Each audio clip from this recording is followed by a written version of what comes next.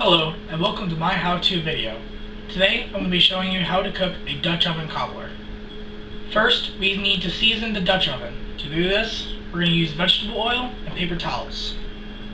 To season your Dutch oven, again, all you need is a piece of paper towel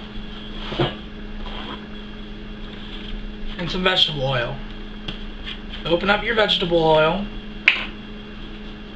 and put a little bit of it onto your paper towel.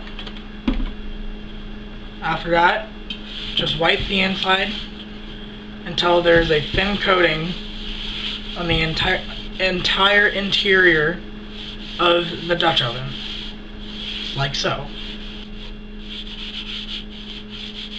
Next, we need to line the Dutch oven with tinfoil.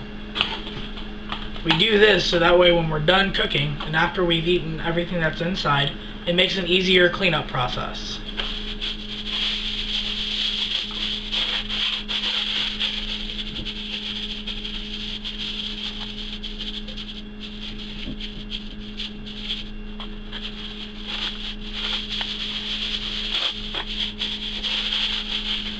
Now that we've finished lining the inside of the Dutch oven, we need to make sure that the lid will go on correctly.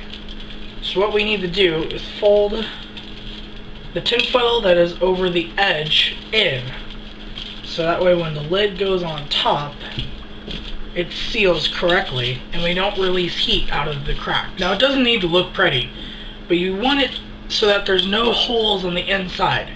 That way none of the ingredients can seep through and actually get to the Dutch oven. Remember, this is completely optional. I only do this because it makes the cleanup a lot easier in the end. Next thing you want to do is open 2 cans, depending on the size of your Dutch oven, maybe 1 or 3, of pie filling fruit. The reason why I use pie filling is because the liquid has the right consistency and it'll cook correctly. You don't want it too thin, but you also don't want it too thick. Else it will not cook properly in either direction. To save time, I've already opened them. Now that we've opened up our fruit, we can now pour it into the Dutch oven. Now, notice as I pour it in, it's a really thick juice, so it might clump up in the middle. After you've poured in, make sure you get all of the juice out. Tap on the bottom of it, so that way you can make sure you get everything out. And the second can.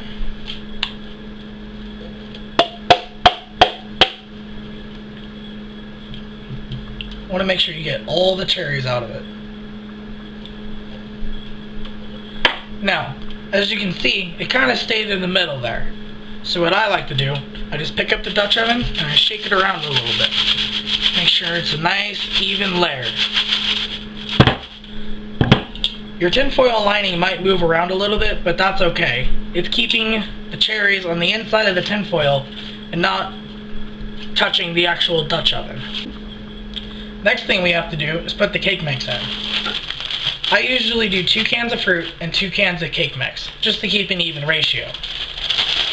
I usually use either white or yellow cake mix if I'm doing a normal Dutch oven cobbler, or if I want to make it a little different, I can do a chocolate cake mix and make it a Black Forest cherry cobbler.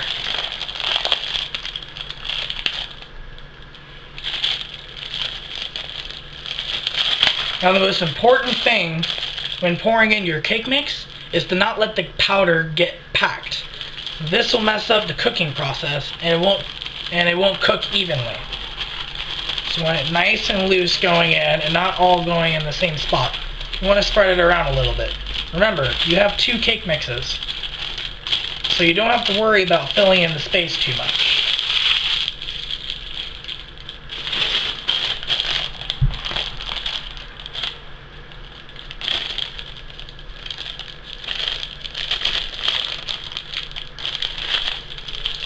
And the second bag.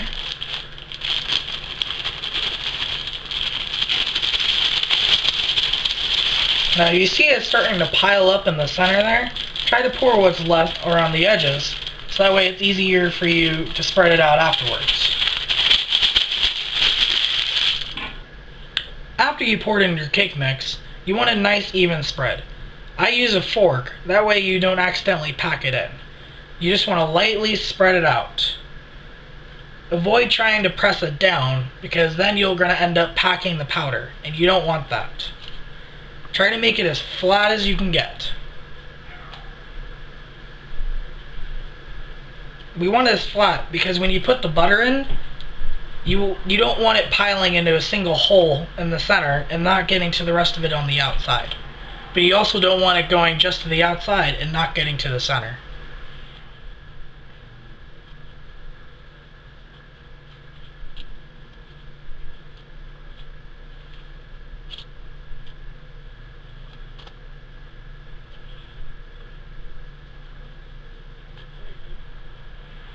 Okay, the next step is cutting up the butter that's going to go on top. The butter is going to mix with the cake mix so that way it cooks properly. It doesn't just burn on top. You want to start with just a stick of butter, and you're going to cut it into 12 even slices. You just want to have enough slices to spread evenly on top of the cake mix so that way it doesn't pool in one spot, but you don't leave another spot dry. You also don't want too much in one spot, even if the entire top is covered, which is why you want a nice even cut for all the butter slices. You might end up with more than 12 depending on how much butter you have to work with. It also may depend on how big of a Dutch oven you're using. Now that we've cut up our butter, now we can start placing it on top. Remember, you want a nice even spread.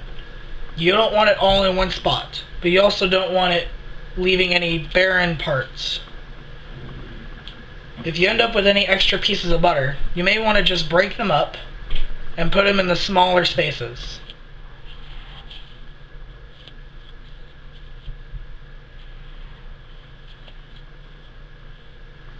Now that we're done spreading our butter, the next step is to put it in the oven and let it bake.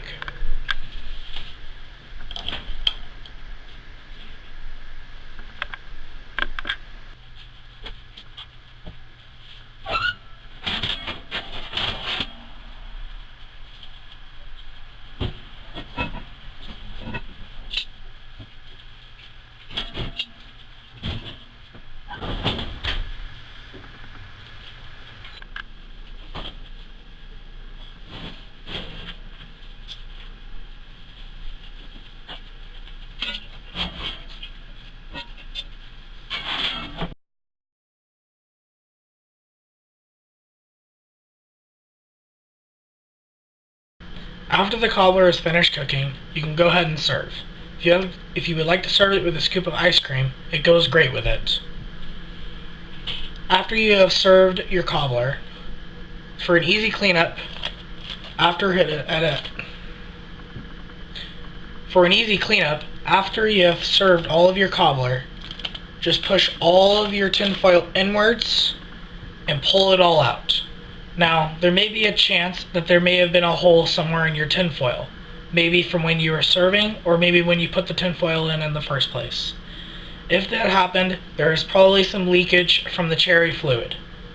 All you need to do is wash that out and re-season the pot with vegetable oil again, just like at the beginning of this video. One more thing. When storing your cobbler, keep it refrigerated, don't freeze. When refrigerated, this will only last about 4 to 6 days. Though, odds are you probably won't have any leftovers after eating this. Well, that's it guys. Hope you enjoyed the video, and I'll see you soon.